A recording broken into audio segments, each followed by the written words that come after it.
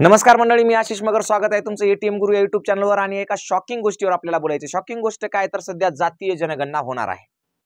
काँग्रेसनं मागच्या बऱ्याच दिवसापासून जातीय जनगणनेची मागणी लावून धरलेली आहे। राहुल गांधीने तर अक्षरशः सभागृहामध्ये सांगितले की मैं झुकेगा नहीं साला, काय व्हायचं ते होऊ द्या, पण मी जातीय जनगणना करून दाखवणार म्हणजे दाखवणारच। मुळात काँग्रेसला ही मागणी कोणी केली होती जातीय जनगणनेची, तर ती संभाजी ब्रिगेड आणि मराठा सेवा संघांनी केलेली होती। असो, मागणी कोणाची असो, पण या सरकारने म्हणजे सध्या असलेल्या सरकारने जातीय जनगणनेला इतका विरोध केला होता की भयानक, काही विषयच नाही। अक्षरशः नितीन गडकरी साहेब तर म्हणले होते, जो करेगा जात की बात उसके पिछवाड़े मारूंगा लात, है ना, इथपर्यंत। योगी साहेब तर म्हणले हे षडयंत्र आहे, हा देशद्रोह आहे, जाती जातीत बाटण्याचं हे एक मोठं पाप आहे आणि ते कधीच घडू नये। कंगना राणावत बद्दल तर काय बोलायचं कामच नाही बा। कंगना मॅडम आहेत आहे की नाही, तर त्या तर स्टार आहेत, त्या तर काही म्हणू शकतात। जातीय जनगणना नाहीला ते तर विरोधच करणार। स्वतः मोदी साहेब सुद्धा म्हणले होते की कधीही करणार नाही, असं पातक माझ्या हातून कधीही घडणार नाही। पण आता काँग्रेसवाले असं म्हणत की अब आया उठ पहाड के नीचे, आता ते आमचे मुद्दे चोरायलेत। मग आता काही लोकांचं याच्यावर म्हणणं आलं, राहुल गांधी इतका शहाणा होता, काँग्रेस इतकी शहाणी होती, तर मग काँग्रेसनं काऊन जातीय जनगणना केली नाही? मग आता मूळ मुद्दे याच्यात काय येतात की जातीय जनगणना आतापर्यंत झाली का, झाली तर कधी झाली, मग इतके दिवस का नाही झाली, कोणी केली, तिचे फायदे काय तोटे काय, सगळ्याला सगळी इत्यंभूत माहिती आजच्या व्हिडिओमध्ये मी तुम्हाला देणार आहे। त्यामुळे टेन्शन घ्यायचं नाही, ताण घ्यायचं नाही, तणाव रहित राहा, ताण घेऊ नका। ट्रोल करणारे ट्रोल करत राहतात, इतकं भयानक ट्रोल करतात की अक्षरशः पहलगाम हल्ल्यामध्ये लेफ्टनंट जे वारलेले आहेत, कर्नल आहे की नाही, लेफ्टनंट जे नेव्हीमध्ये होते, एक सैनिकी अधिकारी होता नेव्हीमध्ये असलेला, आणि त्याच्या मृत्यूनंतर त्याच्या बायकोला सुद्धा ट्रोल करण्यात आले। म्हणजे इतकी नीच प्रवृत्ती यांची, आणि ते सगळे जे अकाउंट जर तुम्ही पाहिले तर प्युअर भक्ताड आहेत, प्युअर भक्ताड। कोणी कोणाचा भक्त असावं याच्यावर आपलं काही बंधन नाही, आपलं कोणाला काही म्हणणं नाही, कोणी कोणत्याही राजकीय पार्टीचा सपोर्टर असू शकते, पण एक लिमिट बाळगली पाहिजे। एखाद्या स्त्रीविषयी बोलताना, एखाद्या शहीद म्हणजे त्या हल्ल्यामध्ये एक आर्मीचा म्हणजे सैन्याचा जवान, नौदलाचा जवान तिथं अधिकारी तिथं म्हणजे शहीद झाला, आणि त्याच्या बायकोबद्दल तुम्ही असं इतकं घाणेरडं बोलता, याची लाज वाटली पाहिजे। ही विकृत मानसिकता पहिलेपासून त्या लोकांमध्ये आहे। आपण पाहू, त्याच्यावर एखादा स्पेशल व्हिडिओ घेऊ आपण। पण सध्या महत्त्वाचं आहे जातीय जनगणना। त्याच्याबद्दल खरं म्हणजे तर अभिनंदन केलं पाहिजे मोदी सरकारचं, की पहिल्यांदा का होईना एक चांगली गोष्ट ते करत आहेत। म्हणजे याच्या आधी तुम्ही म्हणाल काहीच चांगलं केलं नाही का? केलं असेल तर कृपया कमेंट करून कळवा काही चांगल्या गोष्टी, जसं की 370 हटवलं, चांगली गोष्ट आहे। आणि असं म्हणले होते मोदी साहेब की 370 हटवल्यानंतर काश्मीरमध्ये एक सुद्धा आतंकी हमला होणार नाही, पण झाला दुर्दैवानं। आतंकवाद्याला आपण थांबवू शकलो नाही, त्याच्यामध्ये आपली काही ना काही सुरक्षा एजन्सीची असेल किंवा कोणाची नाही कोणाची काहीतरी चूक असेल, काही त्याच्या स्थानिक लोकही मिसळलेले असतील, ह्या सगळ्या गोष्टी आता चौकशीचा भाग आहे। आणि प्रत्येक वेळी आपण अशा गप्पा मारतो, 1 के बदले 10 काटेंगे, आता 28 मिले 28च्या बदल्यात 280 कधी येणार ते तुम्ही मला कमेंट करूनच कळवा, आहे की नाही। चला असो, तर जातीय जनगणना याचं नेमकं काय, कशामुळं, कशासाठी पाहिजे जातीय जनगणना? तर जातीय जनगणनाचा थोडक्यात इतिहास पाहू आपण। सगळ्यात आधी भारतातला जर इतिहास पाहिला आपण, तर सगळ्यात आधी भारतामध्ये जनगणना कधी झाली, तर 1871 मध्ये झाली। ठीक आहे, 1871 मध्ये एक अधिकारी आले, त्याचं नाव होतं म्हणजे त्याने संख्या मोजली, इथली लोकसंख्या मोजली, ते म्हणले आय एम मायो, काय म्हणले, आय एम मायो म्हणले। तर ते मायो जे म्हणले होते का, त्यांचं नाव आहे मेयो, लॉर्ड मेयो। यांच्या कालावधीमध्ये काय झाली होती, जातीय जनगणना झाली होती। कशी? 1871 ला। ओके, ठीक आहे। याच्यानंतर पुन्हा लास्ट म्हणजे शेवटची जातीय जनगणना कधी झाली, तर ती झाली 1931 ला। ही सुद्धा इंग्रजांच्या काळातच झाली। मग 1871 ला एकदा झाली, त्याच्यानंतर डायरेक्ट 1931 ला। पण 1871 ची जी आकडेवारी होती ती इतकी काही परफेक्ट नव्हती, पण 1881 ला जी जनगणना झाली ती मात्र एकदम परफेक्ट होती। म्हणजे चांगल्या पद्धतीने त्या काळामध्ये जे काही साधन सुविधा असतील त्याच्यात केलेली एकदम बेस्ट होती। ही मात्र तेवढीशी परफेक्ट नव्हती, काही ठिकाणची झाली होती, काही ठिकाणी राहिली होती। पण 1881 पासून मग सलग जातीय जनगणना आपली दर 10 वर्षांनी होते। म्हणजे आता जर आपण 1871 पासून ह्या सगळ्या जनगणना पाहिल्या, तर स्वातंत्र्याच्या आधीपासून तर आतापर्यंत एकूण किती जनगणना झाल्या, आता ही कितवी आहे, तर ही स्वातंत्र्यानंतरची 8वी जनगणना आहे। 7 झाल्या, 8वी 2021 ला होणार होती, पण कोविड आला आणि कोविडमुळे सगळा सत्यानाश झाला, आणि कोविडमुळे ही जनगणना होऊ शकली नाही।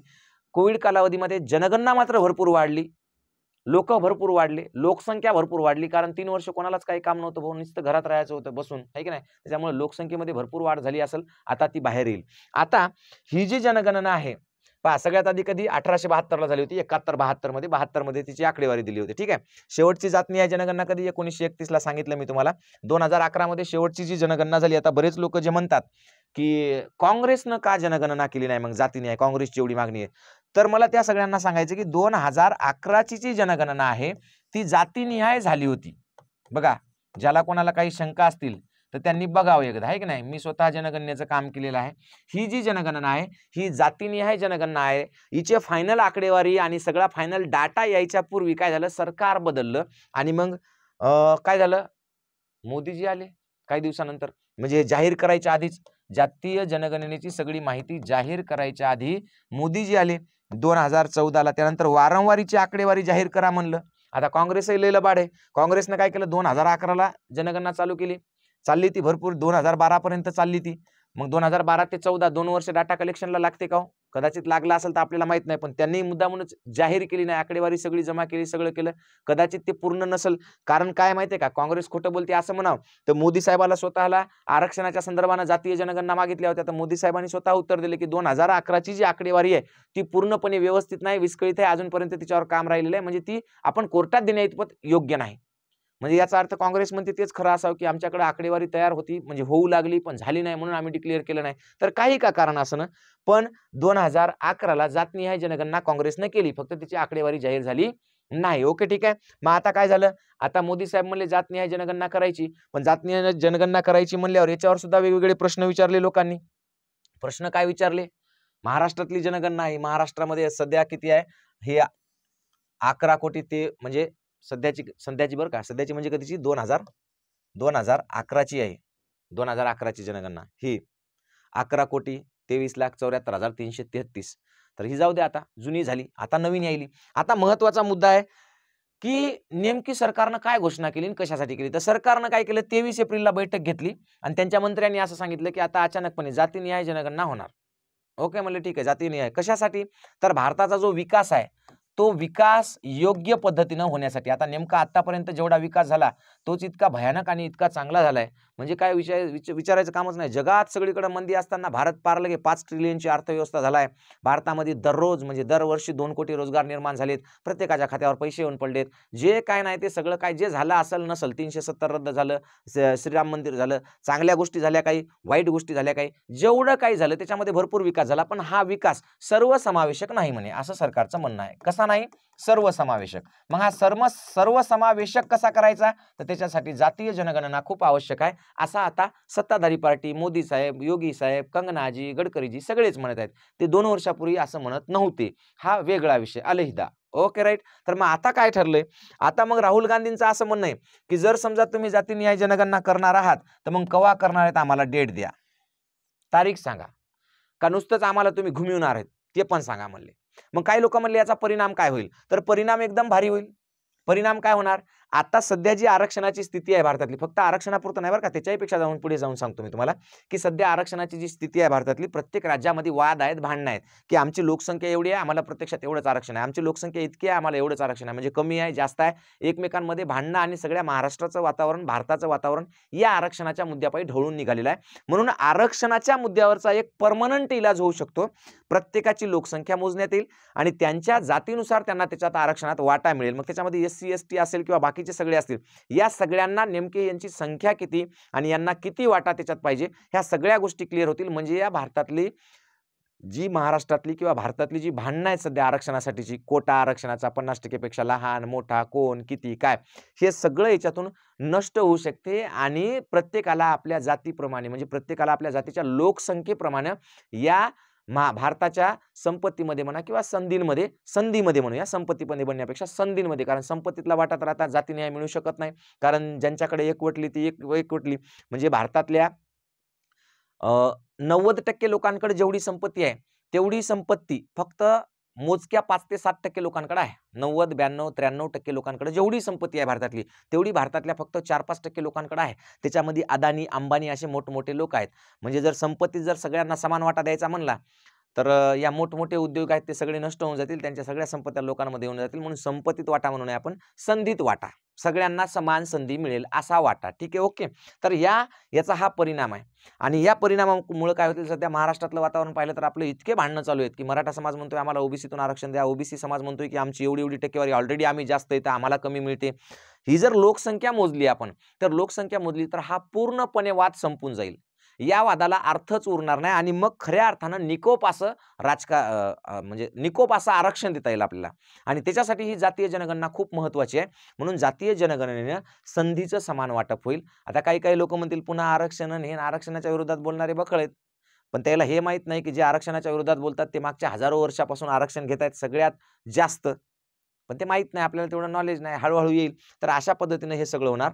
आणि मग याच्यामध्ये राहुल गांधींनी आणखी काही प्रश्न निर्माण केले. त्यांचं म्हणणं असं आहे की मग तुम्ही जातीय जनगणना करणार आहात तर मग तुमचा अधिकारीच फक्त लिहेल का प्रत्यक्षात विचारणार, कोणकोणते प्रश्न विचारणार, ते तुम्ही त्याच्यामध्ये कोणते प्रश्न विचारणार आहात याच्यावर सुद्धा खूप मोठं डिपेंड आहे की प्रश्न असे विचारा. हे सुद्धा सांगितलं की याच्यावर चर्चा व्हायला पाहिजे, सर्वपक्षीय सर्व नेत्यांची सगळ्या लोकांची एक चर्चा व्हायला पाहिजे, बैठक व्हायला पाहिजे. त्याच्यातून जातनिहाय जनगणना करताना मुद्दे ठरवायला पाहिजे. जसं युपीएच्या काळामध्ये म्हणजे काँग्रेसच्या काळामध्ये 2011ला बैठक झाली होती, त्या पद्धतीनं बैठक घ्या, त्या बैठकीतून आपण मुद्दे ठरवू, त्याच्यातून प्रश्न ठरवून त्यानुसार मग ही जनगणना झाली पाहिजे. अशा सगळ्या गोष्टी राहुल गांधी यांनी मांडलेल्या आहेत. आता मोदी साहेब त्याच्यातलं काय मान्य करतील काय नाही ते आपल्याला माहित नाही. पण जातनिहाय जनगणना होणार हे मात्र पक्का आहे. कधी होईल हे मात्र सांगता येत नाही. जसं की विकास होणार भारताचा पक्का आहे, कधी होणार ते सांगता येत नाही. 100 सिटी नक्की भारतात निर्माण होतील, स्मार्ट 100 शहर, पण कधी होतील माहित नाही. 250 युनिव्हर्सिटी विश्वविद्यालय तयार होणार आहेत, ते होतील, पण कधी होतील माहित नाही आपल्याला. भारतामध्ये नदी जोड प्रकल्प होईल, पण कधी होईल माहित नाही आपल्याला. भारत 5 ट्रिलियनची अर्थव्यवस्था होणार, पण कधी होईल माहित नाही आपल्याला. भारत, चीन आणि पाकिस्तान दोघांचा बी कार्यक्रम लावणार, नुसतं डोळे वटारून पाहिलं तरी दोघांना नेस्तनाबूत करणार, पण कधी करणार माहित नाही आपल्याला. भारत आतंकवाद मुक्त होणार, पण कधी होणार माहित नाही आपल्याला. पण हे सगळ्या गोष्टी होणार, पण कधी होणार ते आपल्याला माहित नाही, पण ते येत्या कालावधीमध्ये होतील. कारण काँग्रेसला सुद्धा 1948ला स्वातंत्र्य मिळाल्यानंतर भारताला जगातली एक महासत्ता बनवण्यासाठी 70 वर्ष लागले होते. यायचं तर काय फक्त 10च वर्ष झाली. 10च वर्षात आपण किती बोंब लावून कशाला बोंबला, आहे की नाही. पण काही लोक असं म्हणतात की भाताची परीक्षा शीतावरून होते, आहे की नाही. बाळाचे पाय पाळण्यात दिसतात, तर पाळण्यात बाळाचे पाय सुदृढ दिसायलेत. बघूया काय होते काय नाही. तर जातीगणनेचं असं हे महत्त्वाचं आहे. आणि त्याच्यामुळं तुम्हाला जर माझा हा व्हिडिओ आवडला असेल आणि तुम्हाला जर माझी माहिती आवडली असेल तर नक्कीच चॅनलला सबस्क्राईब करा. आणि सगळ्यात महत्त्वाची एक गोष्ट सांगायची म्हणजे आपण सध्या नवोदय 2026 साठी ऑनलाईन बॅच घेत आहोत. ही ऑनलाईन बॅच 2 प्रकारची आहे. रोज सकाळी 6 ते 7 आणि संध्याकाळी 7 ते 8 2 तास असं लाईव्ह शिकवतो. याच्यामध्ये 2 प्रकारची बॅच आहे. एक बॅच आहे फ्री बरं का. याच्यामध्ये जवळपास 10,000 मुलं शिकतायत. 10,000 मुलांना आपण अगदी फ्री शिकवतो, अगदी फ्री म्हणजे कळालं, फुकट, आहे की नाही. तर ही रेकॉर्डेड बॅच आहे, जी गेल्या वर्षी वर्षभर मी जे काही शिकवलं ते याच्यामध्ये बॅचमध्ये टाकलेलं आहे. मी सगळे व्हिडिओज आहेत, तुम्ही किती वेळा पहा, कधी पहा, कोणतंही बंधन नाही. एकदा, दोनदा, तीनदा, 5दा कसंही पहा, किती वेळा पहा, कोणत्याही वेळेला पहा, काहीच बंधन नाही. फ्री बॅच आहे. त्याच्यानंतर माझी दुसरी एक बॅच आहे जिची 3000 रुपये फीस आहे. ह्या बॅचमध्ये मी रोज 2 तास लाईव्ह येतो, दर शनिवारी टेस्ट होते, दररोज स्वाध्याय होतो. त्यानंतर वर्षभरात 200 टेस्ट घेणार, वैयक्तिक लक्ष दिले जाते. आता तुम्ही म्हणसाल सर मग तुम्ही धंदाच करायले ना, मग हे फ्री काहाला शिकवायले, हे वेगळं, यायला वेगळं द्यायले त्याला वेगळं द्यायले. तर बाळांनो, एकदाच 10,000 पोराची टेस्ट घेतो म्हणलं आणि मी पाहतो म्हणलं त्याच्यात कोणा काय केलं काय नाही, किंवा 10,000 पोराचा होमवर्क तपासतो म्हणलं तर वर्षाचे 365 दिवस मला होमवर्क तपासायला जाईल बाळांनो, आहे की नाही. त्याच्यामुळे मी ते तपासू शकत नाही, है ना. त्यामुळे शहाणपणा शिकवण्यापेक्षा तुम्ही एक ॲप काढा तुमचं, तुम्ही फुकट शिकवा, तुमच्यात दम आहे तर असं, है ना. ओके, मी म्हणतो तसं. किंवा तुम्हाला जर वाटत असेल की नाही आपल्याला शिकवायचंच आहे, तुम्हाला काय अडचण असेल तर ॲप पुरते पैसे मी देतो बाळांनो. तुम्ही तुमचं ॲप चालू करा आणि मस्तपैकी नंबर 1 फुकट शिकवा, जसं मी शिकवतो, आहे की नाही. तर अशा पद्धतीनं हे जर तुम्हाला फ्री बॅच पाहिजे असतील किंवा पेड बॅच पाहिजे असेल तर ATM गुरु एज्युकेशन नावाचं ॲप ताबडतोब प्ले स्टोअरला जा, डाउनलोड करा आणि तुम्हाला जी पाहिजे ती बॅच घ्या. 88 30 37 0068 हा आपला नंबर आहे. या नंबरवर कॉल करून तुम्ही बॅचची चौकशी करू शकता. आणि आपल्या बॅचमध्ये नवोदय, स्कॉलरशिप, इंग्रजी, मराठी, गणित, बुद्धिमत्ता सगळ्याला सगळं शिकवलं जाते बरं का. स्कॉलरशिप पण शिकवल्या जाते, नवोदय पण. फक्त किती रुपयात? 3000 रुपयात. वर्षभरात तुमच्या मोबाईलला चार्ज करायला सुद्धा 3000 पेक्षा जास्त खर्च येतो बाळांनो. ओके, ठीक आहे. त्याच्यापेक्षा कमी पैशात आहे आणि वर्षभराची बॅच आहे. ओके, 2 टाइम पुन्हा लाईव्ह. त्याच्यामुळं नक्की ज्याचा खर्च कोणी 4थीला असेल आता किंवा 5वीला असेल किंवा 3रीला त्यांनी ही बॅच घ्या. चांगला अभ्यास करा. लेकरं लहान असतील तर फ्री बॅच घ्या, 3रीला असेल तर फ्री बॅच घ्या. एखादं हुशार असेल आणि त्याची इच्छा असेल नवोदयला लागायची तर नक्कीच आपली पेड बॅच सुद्धा तुम्ही घेऊ शकता. आपण वैयक्तिक त्यांच्याकडे लक्ष देऊ. एवढं बोलतो आणि थांबतो. धन्यवाद.